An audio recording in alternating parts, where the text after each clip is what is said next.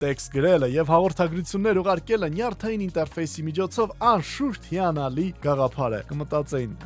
դրա ստեղծողները։ Եվ այս տեխնոլոգիան կարելի է կիրառել բազմաթիվ ոլորտներում, բայց ինչ կասեք այն սարքի մասին, որ թույլ է տալիս խաղերում կերպարներ կառավարել ձեր մտքի ուժով։ Իսկ ինչ կասեք, եթե ձեզ հարկավոր չի լինի ոչ ջոյստիկ, ոչ էլ ուղեղում տեղադրված չիպ։ Lumi Mind-ը նախագծել է գլխարկ բազմաթիվ սենսորներով, որոնք կարդում են խաղացողի ուղեղի կենսաէլեկտրական ակտիվությունը եւ այդ ազդանշանները վերլուծում վիդեոխաղի հերոսի գործողությունների հետ։ Գլխարկի աշխատանքը ցուցադրելու համար ստարտափը CS-ի այցելուներին հնարավորություն տվեց խաղալ մի քանի մրցավազքային խաղեր։ Մի խոսքով, սարքը EEG ազդանշանները գրանցում է 20 միլիարդ վայրկյանից պակաս ժամանակում, ինչը որ դա նշանակի։